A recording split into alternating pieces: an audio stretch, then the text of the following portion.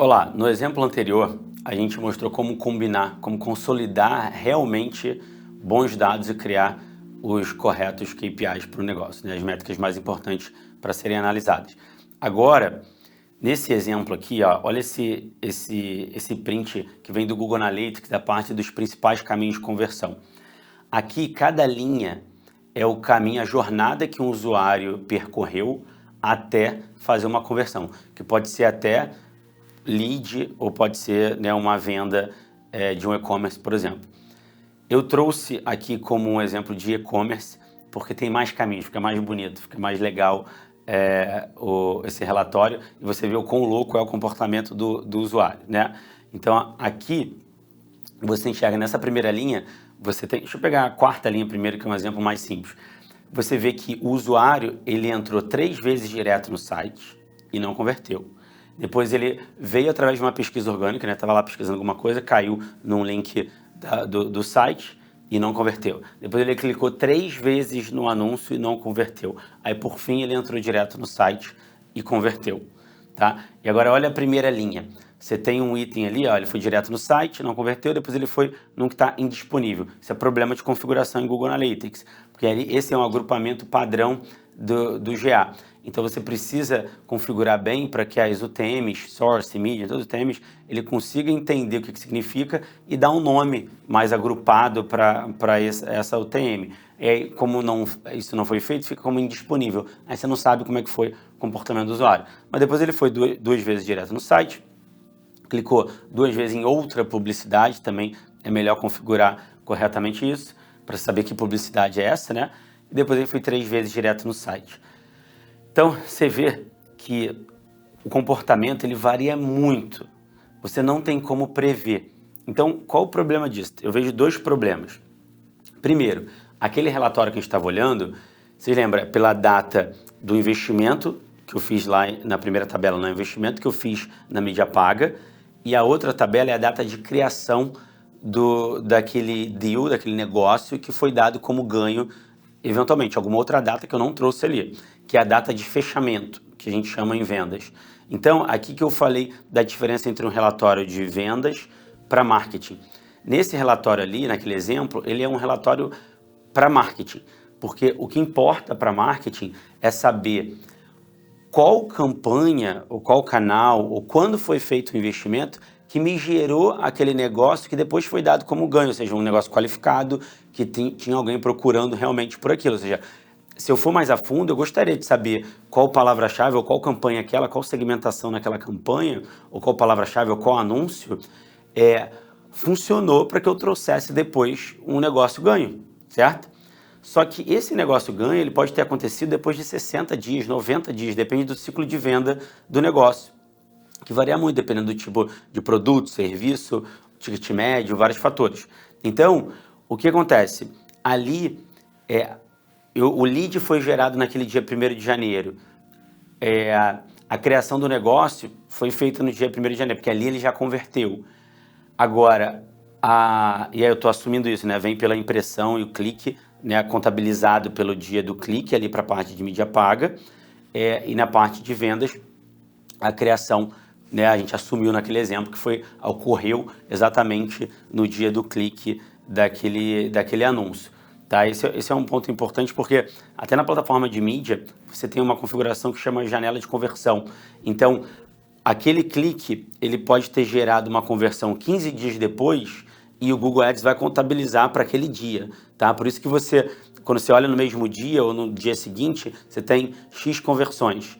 Aí você olha daqui a 30 dias, 60 dias, pode ser que você tenha X mais Y conversões. Isso é bem comum, tá? Porque você quer justamente entender que aquele anúncio gerou aquela conversão, por mais que tenha vindo depois, né? Porque é uma análise de marketing. E aí, na análise de venda, o que a gente geralmente quer olhar é a data de fechamento, porque eu quero saber quanto que meu time fechou de contrato naquele mês. Aí eu vejo a data de fechamento, não vejo a data de criação, sabe? Então, depende do quê? Do objetivo de cada relatório. Você vê que só a data faz mudar muita coisa. Mas, enfim, só para reforçar isso que é bem importante e trazer essa questão dos caminhos de conversão. Olha, então a gente entendeu aqui que se ele gerou um lead, né? Ou seja, ele preencheu um formulário naquele dia 1º de janeiro e ele pode ter dado como ganho, assinado o contrato 60 dias depois, muita coisa pode acontecer nesses 60 dias. Ele pode clicar, como a gente viu, em vários anúncios, entrar direto no site, fazer pesquisa orgânica, clicar de novo em outros anúncios mais específicos, pesquisar pelo anúncio da palavra da marca. Esse é um caso muito bacana que a gente pode ver num relatório mais detalhado aqui, porque ele começa pesquisando uma coisa e clica no anúncio mais genérico, uma palavra-chave mais genérica. Aí depois ele gostou daquela empresa, ele pode ir lá, acontece muito, pesquisa pelo nome da marca, vai lá e converte. Então, aquelas pessoas que falam, poxa, eu não vou anunciar pela campanha da marca.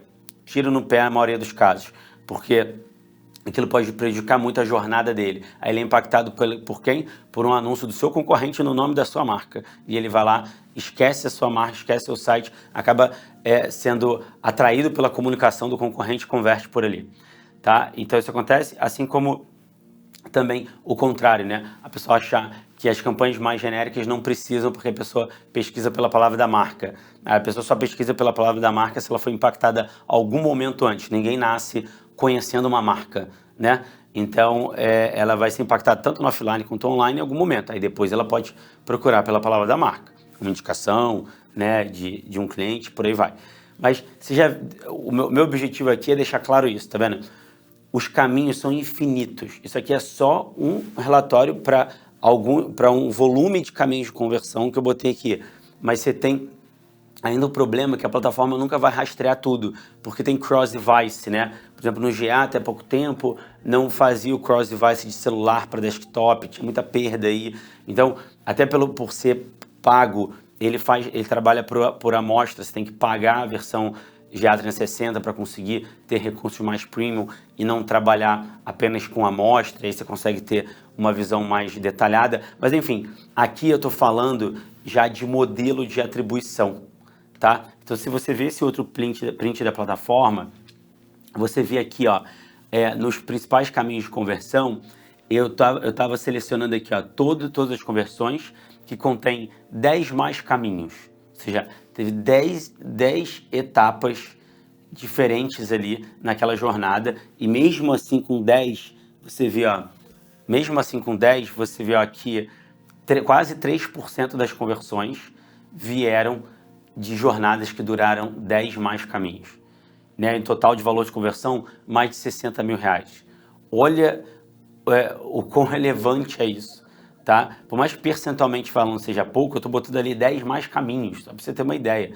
Se você olhar, né, um volume menor, você vai ver um volume de participação de múltiplos canais na jornada de conversão, que é diversos canais, diversas formas. Agora, olhando um exemplo que vai ali no ponto de origem mídia, olha como é que você vê que, nesse exemplo que eu peguei aqui, né, eu peguei os 10 mais caminhos, tá?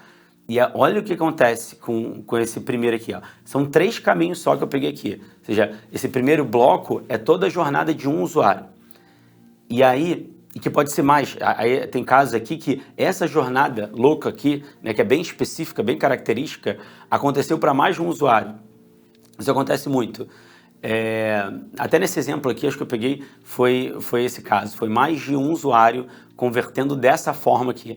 Então ele veio pela Blue, tá vendo que eu acho que é uma plataforma de programática ou de afiliado, enfim. Depois de e-mail, depois pela essa Vox, que é outra de afiliado, Google CPC, Vox, Google CPC, Shopback, que é um recurso de recuperação ali de carrinho abandonado ou de recomendação. Aí tem umas ferramentas que ajudam isso no caso de e-commerce. Depois Google, Blue, Shopback de novo e aí converteu para Blue. Aí você fala, poxa, converti, fiz a venda pela Blue. Não, né? Você começou pela Blue, terminou pela Blue. Isso é até curioso. Mas no meio, um monte de outros canais participaram. Olha esse outro caso. Começou pelo Google CPC e terminou no Shopback. No outro, começou pelo Facebook e terminou por uma campanha de remarketing de e-mail. Tá vendo?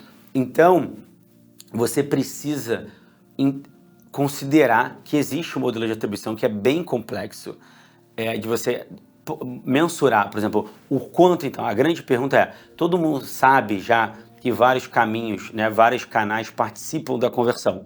Agora, o quanto cada um participa, que é a pergunta do milhão. Quem tiver essa fórmula né, compra o Google e a Meta juntos aí, porque aqui tem muitas empresas trabalhando com machine learning, inteligência artificial pesada para conseguir fazer as marcas, os anunciantes a entenderem melhor, mas definir uma fórmula não tem como, porque esse comportamento ele é muito dinâmico e tem muita coisa envolvida, inclusive questões offline.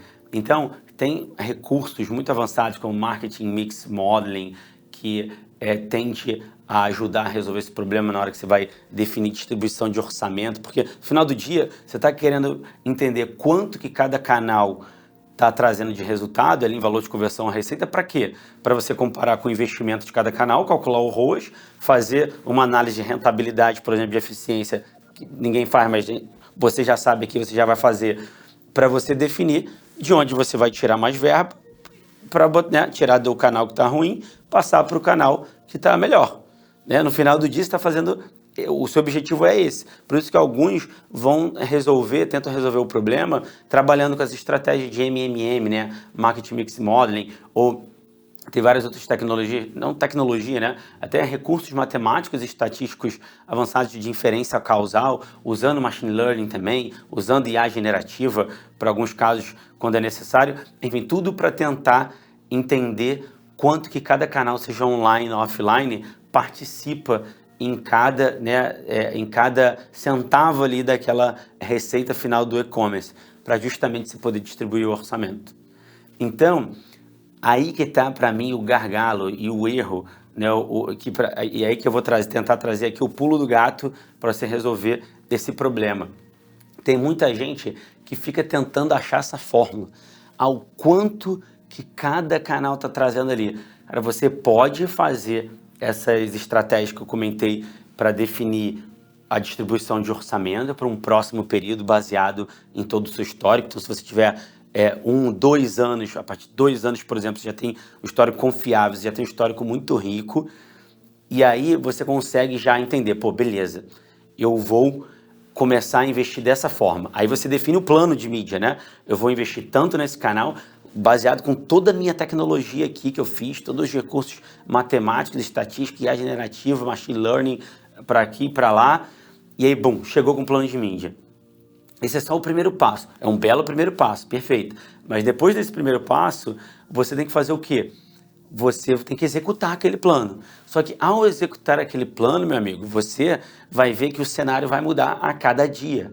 Aquele comportamento daquele canal. Imagina, tudo está sendo considerado numa análise histórica para você definir o plano de mídia. Se o comportamento de um canal muda completamente, ou pior, você vê a oportunidade de trazer um novo canal, tudo pode mudar. Então você tem que estar refazendo aquilo com uma frequência bacana ali, vamos chamar pelo menos uma vez ao mês.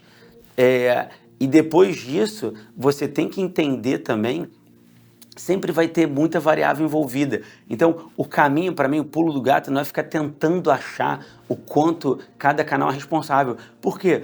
Você sabe que se você vê ali, de alguma forma, que Google é muito mais responsável do que Meta, você não vai parar de investir em Meta. O seu trabalho é fazer Meta também ajudar mais ainda na conversão final, não cortar Meta ou qualquer outro canal de mídia paga, pode ser TikTok, LinkedIn, porque a multiplicidade de canais, a multiplicidade de pontos de contato é o que a gente sabe que funciona para você crescer a sua marca, crescer a conscientização do usuário para se tornar um cliente, e aí você vai evoluindo, um canal ajuda o outro. Isso você pode ter certeza. Eu já tenho casos aqui, vou falar daqui a pouco, casos reais do que aconteceu e gerou um problema enorme quando a pessoa tirou essa conclusão, beleza, esse canal, essa campanha está dando muito mais resultado do que a outra, vamos cortar essa outra, não precisa dela, porque o ROAS dela está muito baixo. Aí foi um mar de sangue, já vou falar aqui do exemplo. Mas enfim, qual é a solução então?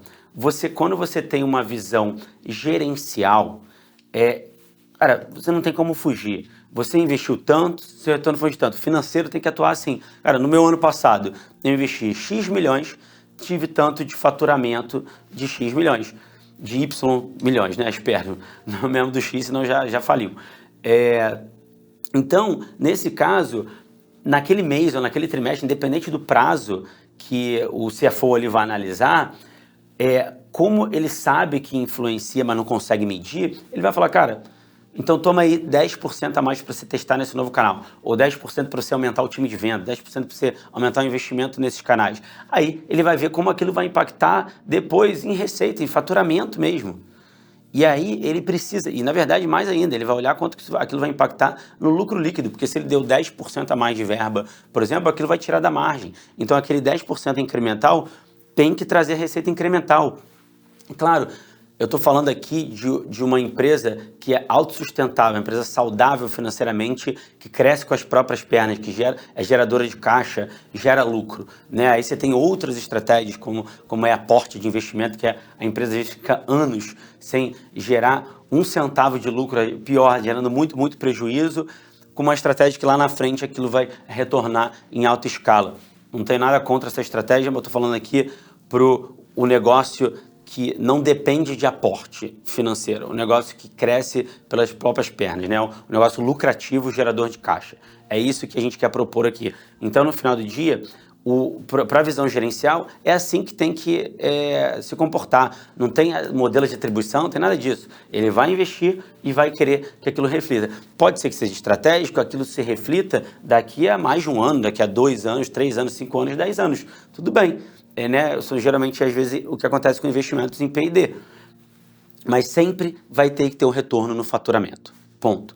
Agora, numa análise de desempenho, ou um CMO, né, uma pessoa preocupada com estratégia de crescimento da marca, ou, né, enfim, a pessoa que precisa analisar desempenho ali no dia a dia dela, aí ela precisa entender, considerar que existe atribuição, ela sabe que existe atribuição. Aí como que ela considera isso? Para mim, o caminho são experimentos controlados. Você não precisa ficar tentando calcular o quanto cada coisa está te dando de resultado. O que você faz? Que é como a maioria dos grandes anunciantes e as empresas, na verdade, não só grandes anunciantes, mas as empresas que estão mais evoluídas tecnicamente na parte de marketing digital, tá? A grande maioria delas opera assim. E aí, as grandes consultorias do mundo sugerem também que esse seja o comportamento. Então você faz, então você vê, né? Só quero dizer aqui que a maioria está fazendo dessa forma. Pode ficar aí tentando achar a fórmula do modelo de atribuição, não vai achar, vai perder tempo e vai tomar a decisão errada. Então, no final do dia, foca em experimentos controlados. É como até qualquer prestador de serviço tem que trabalhar quando opera mídia paga. Sempre mantendo a máquina de venda, ou seja, aquilo que está funcionando, melhorando de forma incremental a cada dia, e trazendo novas coisas através de experimentos controlados. E aí você vai ver, eu sempre digo isso, você tem aquela camada, imagina, está investindo 100 mil por mês em mídia paga, trazendo um resultado X. Aí você vai investir 120 mil, por exemplo, nos próximos meses seguintes, nos próximos 6 meses, botar 20 mil a mais. Ah, não posso botar 20 mil a mais por mês? Põe 10 mil a mais nos próximos 6 meses, por exemplo, 10% apenas. Então, nesse caso, ao longo desses 6 meses você vai aprender. Aí depois a ideia é o quê? Você possa enxugar o que deu errado, manter o que deu certo. Aí você, depois dos 6 meses, você pode passar a não investir mais 100 mil, mas também pode não investir, vamos supor que tenha sido o caso de 120 mil, né? Você não vai investir os 120 mil por mês, porque você enxugou o que deu errado, vai estar investindo talvez 110 mil. Pronto, você mudou, você subiu um degrauzinho, você mudou de patamar. E aí você vai fazendo isso de forma controlada. Como funciona o experimento controlado? Você define um grupo de controle, né, e um grupo que você vai fazer o experimento. Pode ser um novo canal, pode ser um investimento mais agressivo em algum canal. Eu sugiro muito fazer isso, por exemplo, para entender o impacto para quem não faz nenhum investimento em topo de funil, em YouTube Ads, por exemplo, com uma campanha conceitual para aumentar o reconhecimento da marca. A pessoa, vamos supor que seja YouTube Ads, ela vai lá, separa em clusters, e aí tem uma inteligência, né, você tem que separar em clusters similares, ou seja, pode ser por região. Um grupo, eu fiz uma vez para o Pareto, um grupo de estados, somando, né, que aí juntos eles eram similares a um outro grupo de estados. E aí, por investimento, por algumas outras métricas. Mas a principal foi até o investimento, porque eu queria que o experimento fosse o quê? Um lift de investimento em YouTube Ads, naquele grupo de experimento, para eu saber quanto que aquilo ia impactar. Então fazia sentido essa forma, né, de quebrar. E aí eu clusterizei os estados, porque, claro, os estados variam muito, por exemplo, Rio de Janeiro e São Paulo, ou Rio de Janeiro e São Paulo frente a outros estados, aí eu fiz um agrupamento de acordo com o racional ali de participação dele de investimento e receita ao longo do meu histórico. Enfim, fiz uma continha, mas é simples, tá? É só você ranqueia de acordo com essas métricas e depois vai combinando. Pega o primeiro e joga para um grupo, o segundo joga para o outro, igual separar time de futebol.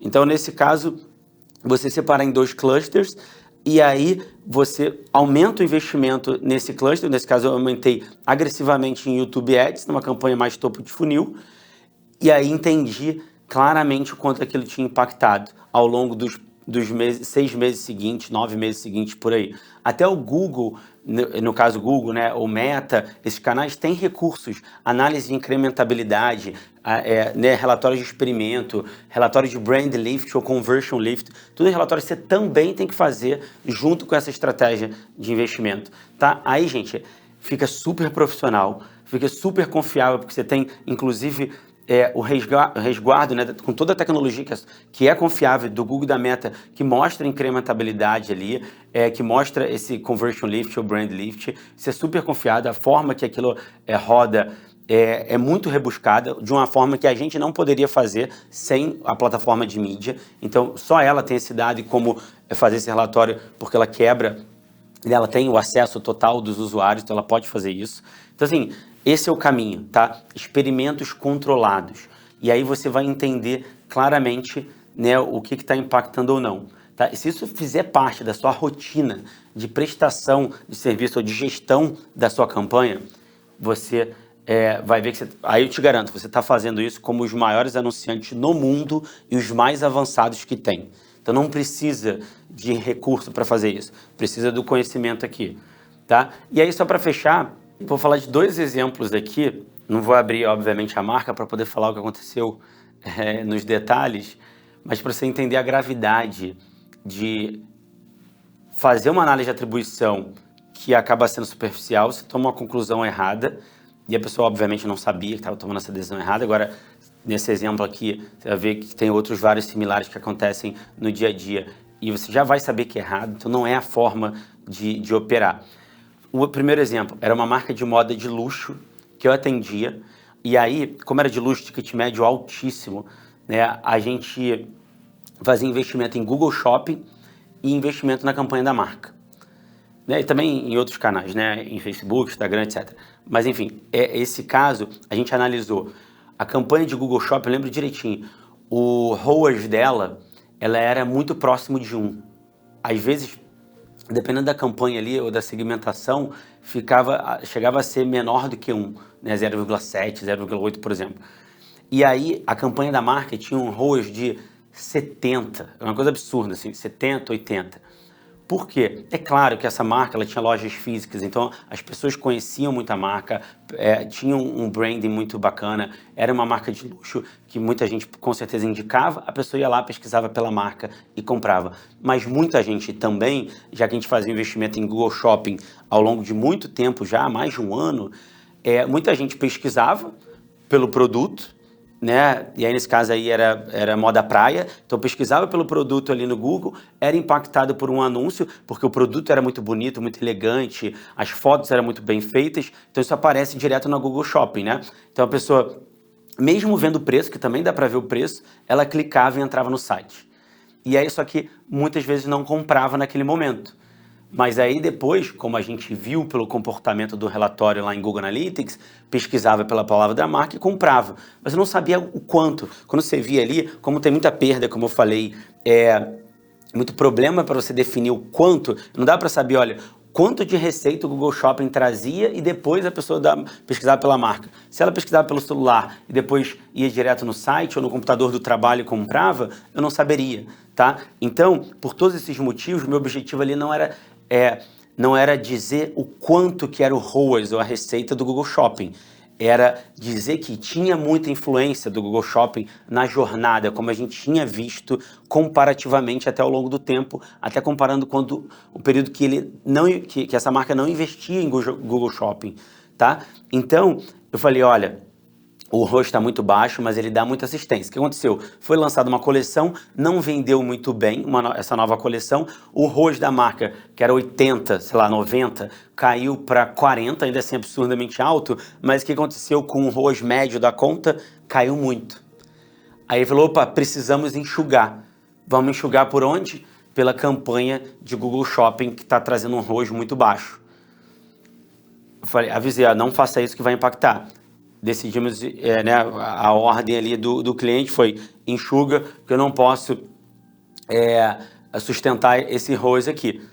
Enxugamos, foi um mar de sangue, porque foi minguando. A campanha da marca foi perdendo volume absurdo, a cada semana que passava, aí convertia, já com ROAS menor, convertia em valor absoluto menos ainda, e no final foi um mar de sangue. Passou 6 meses vendendo muito, muito pouco, né, e cada vez menos. Aí eu falei, olha, arruma o dinheiro onde você precisar ir, mas vamos sustentar um investimento maior agora de novo por mais 6 meses para a gente recuperar e eu vou voltar a investir em shopping. Ela topou, né, a marca topou fazer isso e a gente conseguiu recuperar o resultado.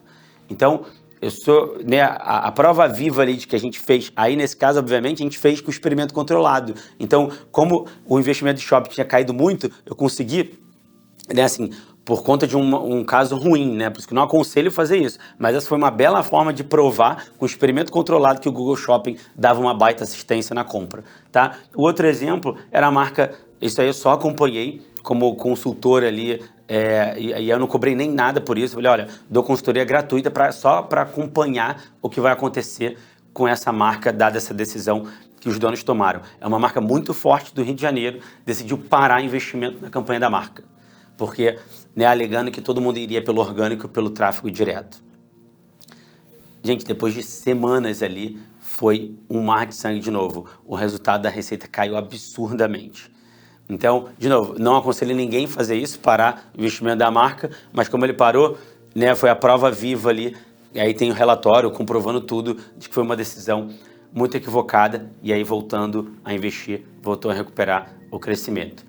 Então é isso, 2 exemplos práticos aqui, só para você entender o quão grave pode ser se você toma a decisão errada, desconsiderando tudo que a gente trouxe até aqui. Mas, agora que você já sabe, é só você aplicar. Consolida a análise e depois inclua na rotina de trabalho esse modus operandi, né, de experimentos, né, para tudo que você for fazer. Né, não só para a parte de marketing, mas para a parte de vendas, para todos os departamentos da empresa. Essa é a minha sugestão, né, como melhor caminho para trabalhar. Até a próxima aula. Muito obrigado.